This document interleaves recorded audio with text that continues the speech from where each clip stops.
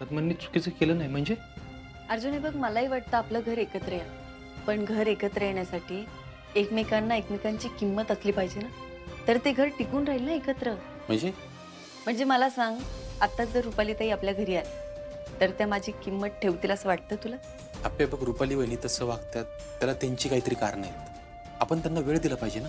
अर्जुन, मतभेद असले तरी वेळेप्रमाणे गोष्टी बदलतात अरे.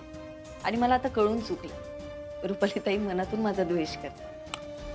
द्वेष आपे काही काय, शेवटी ते आपल्या. हे बघ, घराला जर का छान एकत्र यायचं असेल ना, तर एकमेकांविषयी आदर पाहिजे. हे असं जबरदस्ती करून एकत्र घर नाही येत अरे, त्याला काहीच अर्थ नाही. कळते मला. हे बघ, मला असं नाही म्हणायचंय की रुपालीताईंनी आपल्या घरात येऊ नये, त्यांनी यावं. फक्त माझं एवढं म्हणणं आहे की त्यांना त्यांची चूक कळली पाहिजे. जशी सरकारांना त्यांची चूक कळली तशी. आपली तुला नेहमी असं वाटतं ना की मी सरकारांची चूक माफ करावी म्हणून? अर्जुन, एक सांगू, पश्चातापापेक्षा आपल्या माणसाचा राग माणसाला जास्त जाळतो. गेली 7 वर्ष सरकार त्या आगीत होरपळत आहे.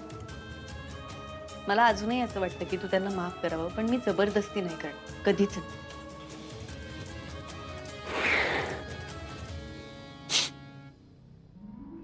आज दादा असं निघून गेला ना आपे, मान खाली घालू, मला लय वाईट वाटलं.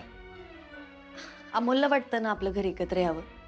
मग आपलं घर एकत्र येईपर्यंत घरात जी माणसं नाहीये त्यांची कमतरता आपण भरून काढूयात की.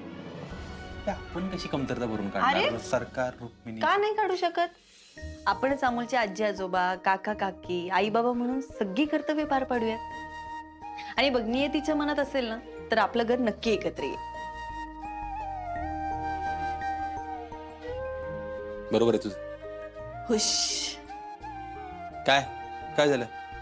अरे नाही, म्हणजे एक वेळ त्या आपल्या अमोलला समजावणं सोपं आहे बाबा, पण त्याच्यापेक्षा एक छोटं बाळ आहे ना आपल्या घरात, त्याला समजावणं खूप अवघड आहे. आणि त्यात त्या बाळाच्या चेहऱ्यावर हसू आणणं म्हणजे बाप रे. तू आहे ना. अर्जुन, असंच आनंदात राहूया ना, बघ सगळं चांगलं होईल. आणि आता आपली टॉप प्रायोरिटी असेल अमोल. हे बघ, आता त्याच्या आनंदापुढे काहीच आड येऊ द्यायचं, काहीच नाही. याची काळजी घेऊ आपण.